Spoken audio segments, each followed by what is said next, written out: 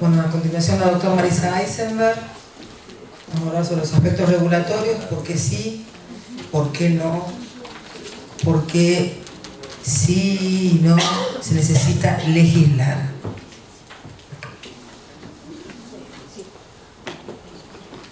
Buenas tardes, ¿cómo están? Sandra, a pesar del paro, asistencia perfecta de todos los expositores, así que bueno, felicitaciones, Cecilia. Bueno, vamos a poner un poco, estos eventos, en realidad estoy sentada y escucho y cada vez me genera una nueva reflexión. ¿Cuál sería la diferencia entre...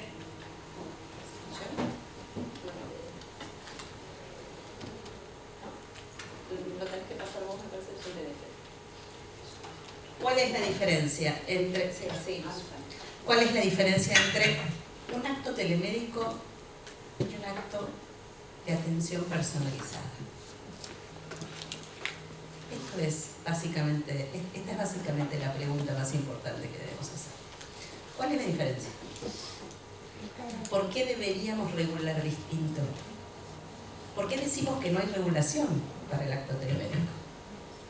Es un acto médico con una modalidad diferente, pero no deja de ser un acto médico. El médico no requiere ningún atributo especial, excepto una actividad formativa que le permita manejar mejor esos recursos tecnológicos a disposición. Y voy a hacer público mi agradecimiento de Bach, quien hace muchos años me empezó a hablar de estos temas y yo pensé que él no estaba bien, porque cuando me mostró una cámara en una terapia intensiva y me decía que iban a hacer el pase de sala conjunto desde Santiago del Estero en el Garrahan, yo lo miraba y le decía, ¿de qué está hablando?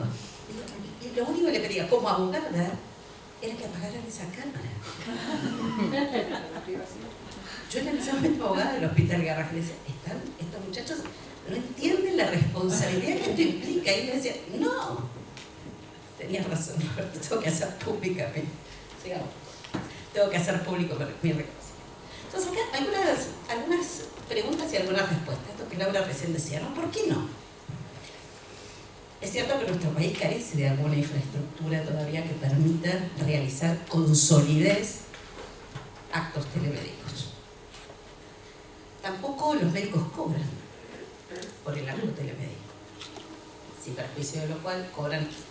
Hoy no existe el casillero del acto telemédico. Hoy tenemos atención en consultorio, atención en internación, pero no hay un casillero que permita cobrar esta consulta. Recién mostraban, hay muchos sectores que son refractarios al uso de tecnología y esto tiene que ver con el nivel de canas, básicamente, que uno tiene. Entonces, esta discusión no va a ocurrir dentro de 20 años.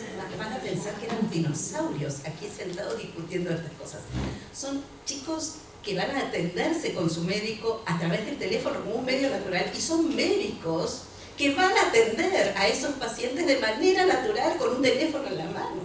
Estas discusiones las tenemos nosotros. Pero bueno, sigamos discutiendo. ¿Qué dicen los que no quieren? La uberización, la flexibilización, la banalización, son solo razones empresariales para reducir personal. Esto no es cierto. No se reducen los planteles médicos por la utilización de tecnologías. Siempre que la tecnología no esté destinado a eso, todo puede ser mal hecho. Lo que está también puede ser mal hecho, pero no tiene por qué ser el destino ni el objetivo del uso de las tecnologías en salud. Porque solo reduce costos y maximiza ganancias. Vamos a hablarlo un ratito. Porque deteriora la relación médico-paciente, como si la relación médico-paciente hoy no estuviera deteriorada mediante la atención personal. Si es para mí, no estoy. Si es una nueva especialidad o en realidad es una nueva modalidad de atención. Era Sandra. No es mía tampoco. Es huérfana. Ellos dicen que lo personal es irreemplazable, ¿no? Entonces, yo no sé si ustedes han tenido oportunidad de ver los sumarios que están iniciándoles a los médicos en los colegios de la provincia de Buenos Aires, porque ejecutan actos a través de la tecnología. Porque dicen que hay barreras regulatorias. Vamos a ver si esto es tan cierto. Y porque hay un gran problema, la próxima, con la protección de los datos personales. Lo único cierto es esto. ¿Por qué sí? Porque Robert lo decía, esto está. No podemos parar el mar con la mano. Ayer llegaba al aeropuerto y veía un cartel enorme anunciando el servicio de webcam. ¿Por qué está? Porque es así, porque es así en el mundo y porque llegó a la Argentina. Y porque los propios médicos no lo ven mal. Los médicos que hacen el ejercicio de estos telemédicos no lo ven mal. Porque se usan capacidades existentes y se mejora la capacidad instalada. Porque este chico que desde el Hospital Garrahan fue trasplantado y puede irse rápidamente a su lugar de origen junto a su madre, que no tiene que despegarse de su núcleo familiar tanto tiempo, es un acto de responsabilidad, o como es Roberto, de responsabilidad social sanitaria. Porque da accesibilidad geográfica a lugares remotos y poblaciones sumamente vulnerables. ¿Por qué las personas que están alejadas de estas grandes urbes donde vive Dios y viven los especialistas no pueden tener una atención en tiempo adecuado y de calidad adecuada? Porque mejora la equidad y la eficiencia, porque reduce la espera, porque optimiza los recursos, contrariamente a lo que se decía. Fíjense cómo los argumentos van y vienen a favor y en contra con las mismas argumentaciones. Porque evita costos innecesarios de traslados. Las personas añosas que no pueden desplazarse fácilmente, que tienen un médico que solo los tiene que seguir, tienen que desplazarse al consultorio de su médico de PAMI para retirar una receta. La formación a distancia permite igualar oportunidades de formación, permite hacer investigaciones multicéntricas mucho mejores y con mayor impacto epidemiológico en determinadas regiones. Porque permite dar seguridad a los pacientes, porque puede reducir riesgos, porque puede reducir costos, porque puede hacer epidemiología a escala y porque se obtienen datos masivos. La próxima. Vamos a ver cuáles son las cuestiones regulatorias que están en juego. En primer lugar, para poder regular, tenemos que saber qué es telemedicina. No todos decimos que es lo mismo la telemedicina. En los eventos científicos, uno escucha decir, necesitamos Wi-Fi y una línea telefónica. ¿Esto es telemedicina? ¿Estos son los alcances de una WhatsApp? ¿Es telemedicina? Primero nos tenemos que poner de acuerdo con esto. ¿Qué es telemedicina? Para regular tenemos que saber de qué hablamos. Bueno, ¿cuáles van a ser los alcances que le vamos a dar a la norma? WhatsApp no es telemedicina. Una línea no es telemedicina. Porque en tiempo real, mientras se atiende a un paciente con un equipo que tenga de punta a punta la posibilidad de preservar la imagen, la voz de ese paciente, el dato personal de salud. Para todo esto es necesario equipos confiables, normas y protocolos de actuación que permitan llevar adelante esa telemedicina. Eso es telemedicina. Y que además tenga la posibilidad de, en ese mismo momento, poder inscribir en las historias clínicas los registros de esa atención. Telemedicina no es WhatsApp. Tenemos un problema de jurisdiccionalidad. ¿Dónde tiene efecto? Y estos sí son los problemas que tiene la medicina hoy. Tenemos un problema de jurisdiccionalidad. ¿Dónde va a tener efectos el acto telemédico?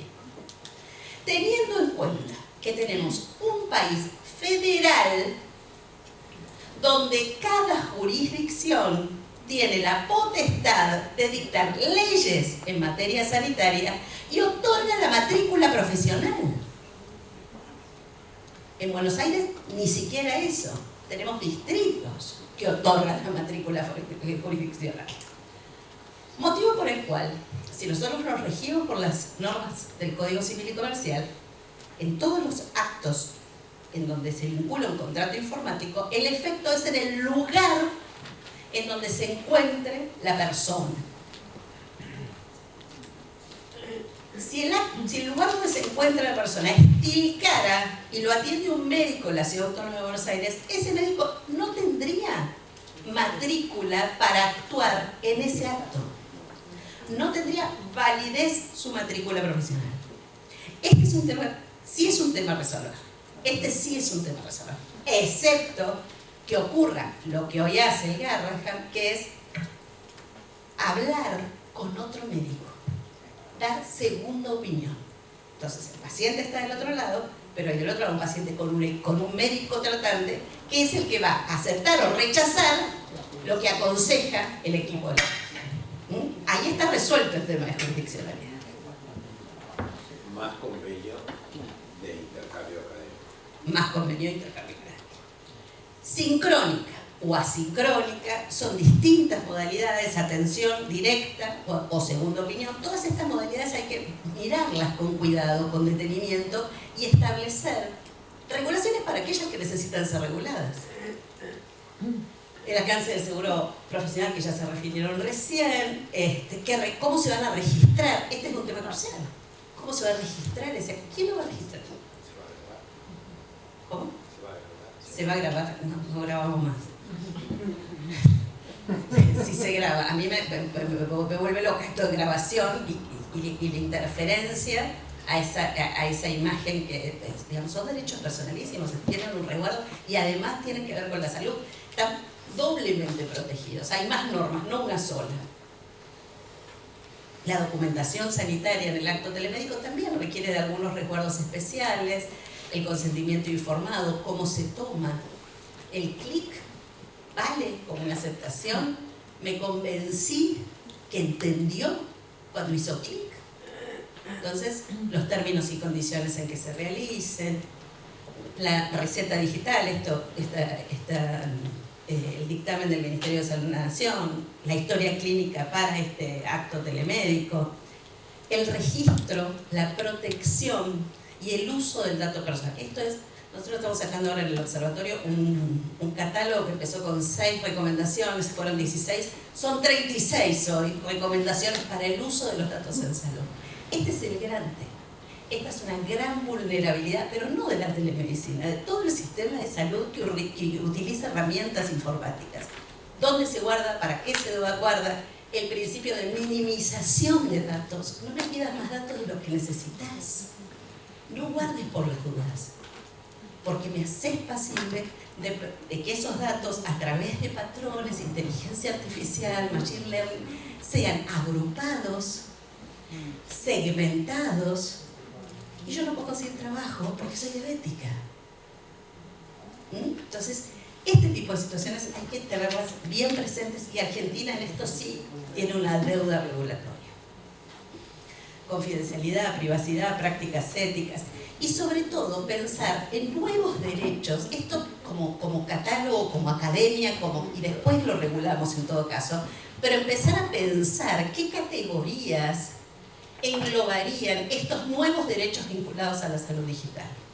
Portabilidad, todas estas nuevas categorías que nosotros antes no pensábamos. La siguiente, por favor. En materia de teleeducación también hay toda una serie de cuestiones a tener presentes. ¿Qué pasa con esto de la utilización de las imágenes de los pacientes en las presentaciones? El consentimiento, el resguardo de la confidencialidad. Tenemos una norma. La ley 26.529, el Código Civil y Comercial, el artículo 58, el artículo 50, hablan de qué pasa, de cómo se usa este consentimiento, que hay que pedir un consentimiento específico para las prácticas de educación. El manual de buenas prácticas nunca está de más en estas cosas, en las instituciones sanitarias. La utilización de seguridad en los soportes, Zoom, Skype, ¿son soportes seguros? los estándares para teleeducación, la divulgación del material científico de los expositores con su consentimiento, la cita, la autorización para ser grabado, certificación de actividades de teleeducación, el registro, todas estas cosas que tienen que ver con la parte formativa. La siguiente. Teleasistencia. También tiene un conjunto de cuestiones a mirar en materia regulatoria. La comprobación de la identidad de quienes están en ese momento hablando. ¿Cómo sé que ese paciente es quien me dice que es? ¿Y cómo sé que ese que está del otro lado vestido de blanco es médico? ¿No? El Ministerio de Salud tiene hay algunas ideas para poder darnos seguridad en esto. El reconocimiento del acto telemédico con un nomenclador y un pago. También hay un casillero ahí que se está armando. La dedicación pautada a la actividad en el centro asistencial. Me tiene que dar tiempo, digamos, yo voy a hacer telemedicina de tal hora hasta la otra. Si no es imposible, si no hay un reconocimiento del centro asistencial a la actividad telemédica. ¿Difieren los derechos y las responsabilidades del acto médico presencial? ¿Por qué diferirían? Es un acto médico. Se utiliza un medio diferente. Media tecnología, porque el acto médico es la responsabilidad si me diagnostica mal. Si ese médico no se limitó ante el dolor de pecho, ante el algo, y me dice, yo por este medio no puedo diagnosticar, vaya a un centro asistencial, obviamente va a ser responsable. Así como si en el centro asistencial yo le digo que tengo un dolor de pecho y no me hace encima sobre un electrocardiograma. Es la misma responsabilidad. Y en este tema, reitero, la autolimitación científica. Acá van a tener mucho trabajo las sociedades, que van a tener que armar capacitaciones serias a quienes integran las sociedades para que cada especialidad tenga límites rigurosos en la intervención telemédica. El registro de la consulta, la opinión y las recomendaciones en la historia clínica. ¿Qué institución debe hacerlas? ¿Dónde quedan guardadas? ¿Debe estar garantizada la interoperabilidad? ¿Cómo se registra la firma de los profesionales y del paciente para el consentimiento informado? Consensos institucionales para llevar a cabo interconsultas telemédicas de alta, baja complejidad, seguimiento, monitoreo, todas las distintas oportunidades que nos da la telemedicina de mejorar la calidad asistencial. Cuestiones éticas que no podemos dejar de lado. Estoy mal con el tiempo, ¿no? Un poquito. Bueno, aquí tenemos los avances tecnológicos, los nuevos problemas que deben tener presentes también los determinantes culturales de cada región, de las personas involucradas en esto, la tensión entre lo individual y lo colectivo. Sigamos, se hace muy largo. Y acá tenemos un bloque definido de protección de derechos que ya están garantizados por nuestras normas. La confidencialidad. A la confidencialidad, ¿qué le falta? Le falta ciudadanía sanitaria, pacientes que sean conscientes de sus derechos. Entornos seguros en cuanto a privacidad, entornos seguros en cuanto al manejo de datos sanitarios. La contracara de todo esto, obviamente, es el secreto. Todo aquel que toma contacto con la información tiene que tener un convenio de confidencialidad firmado. El deber de confidencialidad abarca a cada vez más cantidad de personas, incluso a las empresas tecnológicas. Siguiente. Bueno, más. Espera, ya tanto no. Bueno, estos son en materia de datos personales específicamente, ¿no? Criterios y plan de seguridad de datos y registros electrónicos para la recolección, para el almacenamiento, para el tratamiento, para la transferencia de todo lo que tiene que ver con el dato sensible sanitario. Evaluar la evaluación de la categorización del dato sensible de salud y su protección jurídica, que no, eso sí me parece que la 25326 se queda un poco corta.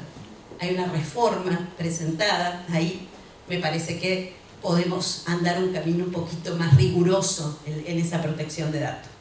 Programa de formación, plan de seguridad, siguiente. La receta electrónica de la que ya hablamos, siguiente. Jurisdicción y gobernanza, articulación de los niveles en un país tan federal como el nuestro, marcos regulatorios. Hace falta una matrícula federal, reconocemos la matrícula del lugar. Existen soluciones posibles. Siguiente. Acá está cómo resolvemos esta cuerda floja. Siguiente. Este es el servicio digamos, y nos quedamos cortos cuando hablamos de telemedicina. Digamos, tenemos que hablar de muchas otras cosas más que van a ver en los próximos paneles. CORTI, que es un antes. CORTI, el sistema de emergencias médicas de Copenhague, reconoce el tono de la voz, los patrones de respiración, los metadatos que se detectan, se analizan y con esos patrones se le da indicaciones al médico que va a concurrir. Siguiente. ¿Conocen a Sofía? Sí. Bueno, Sofía tiene pasaporte saudí. Sofía tiene pasaporte saudí. Bueno, el estatuto de la persona, de otra persona que no es ni jurídica ni humana. Siguiente. Neil Armstrong, el primer cyborg, él tiene incorporado un ojo. Siguiente. Los lineamientos de la ley. Estuvimos trabajando en el Ministerio de Salud con Alejandro en los lineamientos de una ley de salud digital, por sus alcances, que se apliquen a todos los subsistemas, a todas las jurisdicciones, destinadas al cuidado de la salud, donde se aplican tecnologías de la información y de la comunicación para la promoción, prevención, diagnóstico, tratamiento y rehabilitación, para mejorar el acceso, la universalidad, la integralidad, los principios, obviamente, libertad, autonomía, autodeterminación, consentimiento, no discriminación, no estigmatización. Incorporemos nuevos principios. Siguiente. Los derechos y obligaciones del paciente, también más modernos. Siguiente. Los derechos y obligaciones del equipo de salud. Siguiente. El validez y un capítulo de telesalud que establece su validez como acto médico, cómo se registra, cómo se hace el consentimiento informado, cuál es la función de la autoridad de aplicación. Otro capítulo referido al documento sanitario, con la validez de la receta electrónica y la derogación de la ley 17132. Siguiente. Datos personales en salud. Otro capítulo, autorización, anonimización, las excepciones, el segundo uso. ¿Se puede suprimir, como hacemos con un veraz, un dato en salud? Yo puedo pedir, suprimime el dato donde dice HIV, sácalo, no quiero. Hoy la ley nos autoriza. ¿Debería existir este derecho de supresión, el derecho al olvido? Entiendo que no, porque permite un mejor diagnóstico. ¿Qué pasa con la cesión? ¿No podemos ceder? Las instituciones pueden venderle a Google anonimizado todos los datos que recibieron de sus pacientes, a IBM, a Watson. ¿Se los puede vender? Acá, alguien de adelante me hace claro que sí, dale. Entonces, bueno, yo digo que no.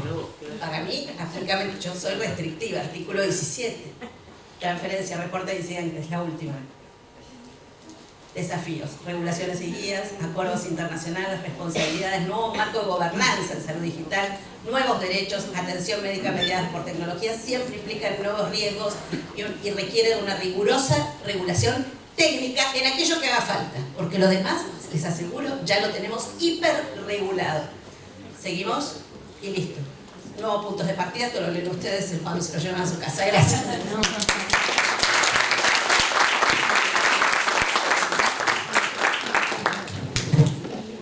Doctora.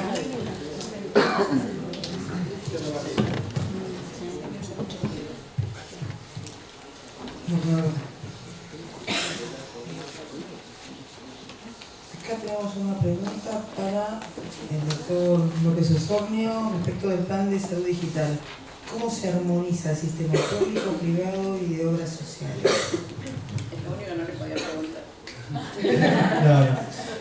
En realidad está diseñado para que sean todos parte de la misma red, no importa el origen del financiamiento. O sea, parte de la idea de cobertura universal de salud es que llegue a toda la población y que el sistema de salud argentino es un sistema mixto, que tiene una parte financiada por el Estado y una parte financiada por sindicatos y una parte privada.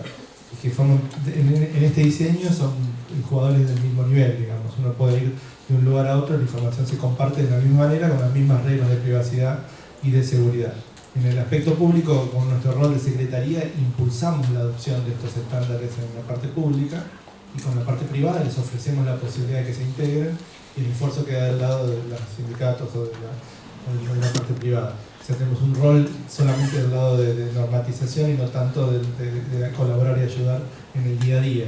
Pero tenemos cursos abiertos de estándares donde viene mucha gente de los privados. Somos muy abiertos en ese sentido y estamos trabajando con varias organizaciones privadas. Para el doctor Devag, ¿cómo se gestionan las historias clínicas?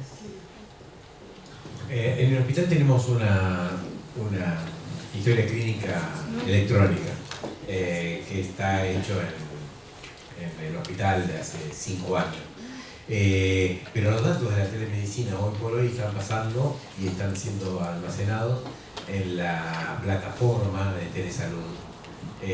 Nosotros hacemos un link con la historia clínica y registramos en la historia clínica. Cuando decía Marisa si se grababa o no se grababa, por ejemplo, en los Estados Unidos casi es prohibitivo grabar. Lo que uno tiene que hacer es la interpretación de ese acto que ha estado en línea con imagen y sonido, y después se vuelca en la historia clínica electrónica, que es la manera de poder de dejar documentado un dato determinado. Doctora Isenberg, ¿qué rol juega la Big Data o ciencia de datos al momento de la recolección y qué opina usted sobre los derechos a la privacidad? El Big Data en el ámbito de salud, el ámbito de salud es uno de los lugares que más datos produce en el mundo, diría. Esos datos vinculados a derechos personalísimos requieren de una muy especial protección. A mí me había parecido correcto cuando hicimos la ley introducir, como lo hacen las legislaciones europeas, el parámetro de anonimización del dato. Pero luego los informáticos nos explican que el bucle informático impide que la anonimización sea real, que en algún punto esa información se vuelve a unir. Siempre que nosotros vayamos en línea con un sistema protectorio que desvincule el dato de la persona, hoy es tan poco probable. El código postal nada más indica de quién se trata, dónde posiblemente esté ubicado. Es muy difícil que haya una anonimización real. Y aquí tenemos un problema. Yo, hasta que no tenga una garantía absoluta de anonimización, sería partidaria de aplicar el artículo 17 del Código Civil y Comercial y dejarlo fuera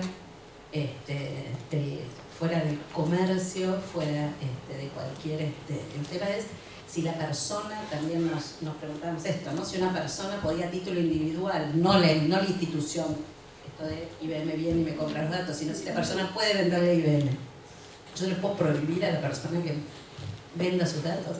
Seguramente los sectores más vulnerables de la población van a ser material muy deseable para este tipo de actos. Pero bueno, tenemos que andar un poquito este camino y...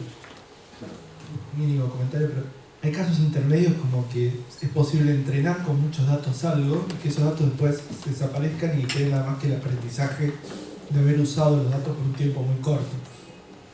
Esos pueden ser mecanismos para tener las ventajas del Big Data, pero no el riesgo de la gran base de datos, digamos. Bueno, después la mesa que sigue va a poder ampliar un poco estos conceptos. Igual que yo personalmente, Marisa me va a matar este comentario, pero hoy por hoy la telemedicina, la salud digital, etcétera, hay una desprotección absoluta. Es decir, la mitad de ustedes pueden accionar y pueden ganar, la otra mitad va a defender, la otra mitad va a defender, la otra mitad va a accionar. Es una desprotección absoluta. Ahora, ¿y por qué hace telemedicina tener 10.000 pacientes por año? Porque tenemos varias cuestiones que nos resguardan. Prestigio social sanitario del Hospital Garrahan, convenio con todos los centros donde nosotros vamos a hacer una atención, convenio de intercambio, etcétera, y como dijo Marisa, nosotros tenemos consentimiento informado de los padres, de los niños para la asistencia en ese momento, si es asistencia en línea de los pacientes, términos y condiciones, y tenemos unas ciertas reglas de privacidad de los pacientes.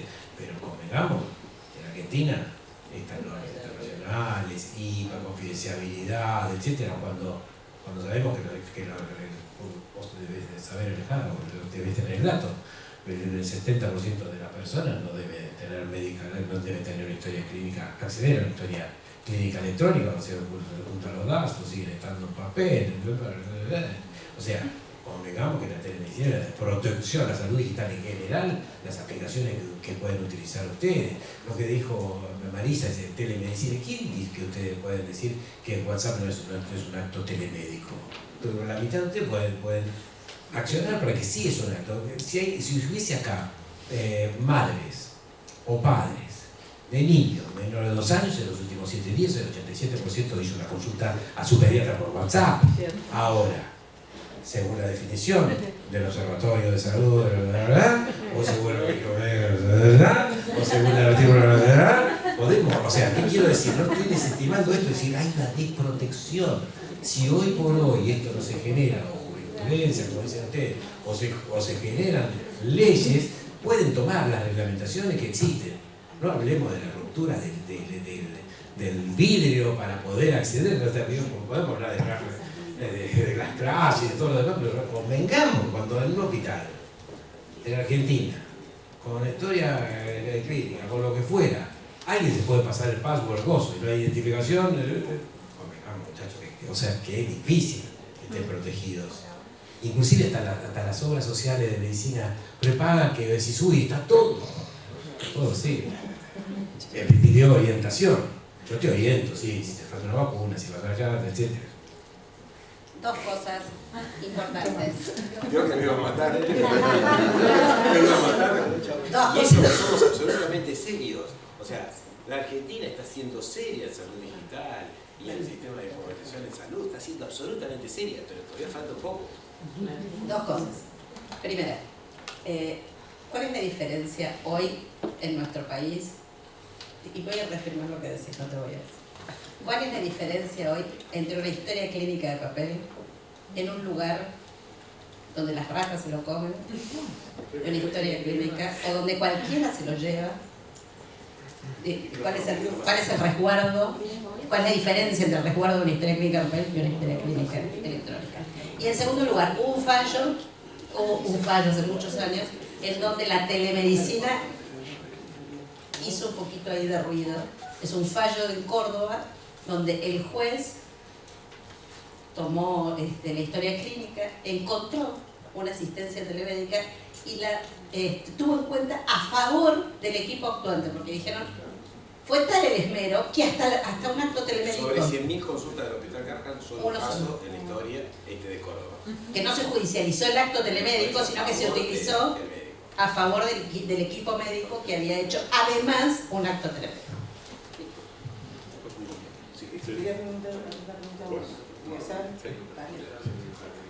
Una pregunta acá para Diego. ¿Alguna consideración sobre la cobertura del seguro de mala praxis en telemedicina? Bueno, un poco hablé en la charla y es un tema que todavía tiene que hacer. En principio, como vienen diciendo profesionales y Marisa, estamos hablando de un acto médico. Mientras sea un acto médico, el objeto justamente de la cobertura del seguro de mala praxis tiene que ver justamente con las consecuencias de un acto médico. Obviamente no hay una exclusión para telemedicina porque cuando estas pólizas fueron aprobadas por la superintendencia y demás no existía la telemedicina. Pero hay que interpretar si se requiere algún tipo de exclusión para no tener cobertura, o en principio estas pólizas no tienen cobertura porque estarían hablando de un acto médico distinto. En general, por lo menos en mi opinión, la verdad es que esto es muy reciente y no ha habido, por lo menos casos que yo conozca, de reclamos por exclusión de cobertura por un acto de telemedicina, pero en principio uno puede pensar, esto es un acto médico, tiene que ser cubierto. Quizás alguna compañía de seguros puede alegar que no haber denunciado al contratar el seguro o posteriormente que el profesional hace telemedicina puede ser o una reticencia o una agravación del riesgo no denunciado, y después, si eventualmente el siniestro se contacta o se conecta causalmente con la telemedicina, porque esa es otra cosa, porque si hay un error de diagnóstico que no tiene que ver con la telemedicina, sino que tiene que ver con un saber que el profesional no tenía en ese momento, tampoco podemos alegar que porque está dentro del marco de la telemedicina se convierte automáticamente en un caso excluido. Pero eventualmente, si tuviera alguna situación relacionada específicamente con la telemedicina, ahí es donde tendremos que definir si esto tiene o no tiene cobertura. En lo personal, entiendo que es recomendable que el profesional lo denuncie, como también denuncia si es director de una clínica, si es el jefe de equipo, si hace partos o si hace cirugías. Son datos que en principio la compañía de seguros tiene en cuenta para establecer la cobertura y eventualmente da justamente una cobertura para eventualmente el día de mañana que la compañía no diga no, vos me denunciaste que ahí no tenés telemedicina. Porque, reitero, más allá de cómo termine después la historia, la verdad que el profesional tenga que afrontar un proceso no solo con el paciente, sino con su propia compañía de seguros, donde está en controversia acerca de si tiene o no tiene cobertura, por ahí una manera de salvar todo ese perjuicio es directamente decir en el formulario, mire, yo soy clínico y hago telemedicina. La verdad que no cuesta nada y creo que de esa manera se evitaría un eventual problema que, reitero, no es que ya esté planteado, no es que haya habido algún caso de jurisprudencia, pero parece que en forma preventiva uno lo podría denunciar. Yo mañana no dormí también. Seguro, por lo menos un médico. Siguiendo la línea de riesgo, es importante que los profesionales médicos lo consulten en su aseguradora y además, yo soy ex SNG Seguros, leí mi contacto contigo y con Sandra, Swiss Medical se largó a hacer la e-consulta y evidentemente que el mismo grupo con mirada de asegurador, si lo viera con un alto riesgo, no se hubiera largado a hacer el acto médico desde adentro. Pero tengan en cuenta que lo que tienen es médicos que operan operadores de call center, no es cualquier médico el que todavía hace la e-consulta. Pero, repito, aconsejable ver con su asegurador si cubre o no este tipo de actos. Bueno. Sí, igual hay que ver la especificidad de la práctica también, ¿no? Porque si esto genera un riesgo mayor, seguramente se generará también algún tipo de cuota adicional. Una alícuota adicional. Sí, es probable que en los próximos formularios ya pregunten si hace o no hace telemedicina. Exacto. Mientras no sea eso, siempre pensamos en la interpretación a favor del consumidor o del asegurado, y si la compañía no plantea la exclusión, en principio tratándose de un acto médico lícito, tendría que tener cobertura. Bueno, muchísimas gracias a los panelistas. Los invitamos a un break y 4:30 comienza el siguiente panel. Gracias.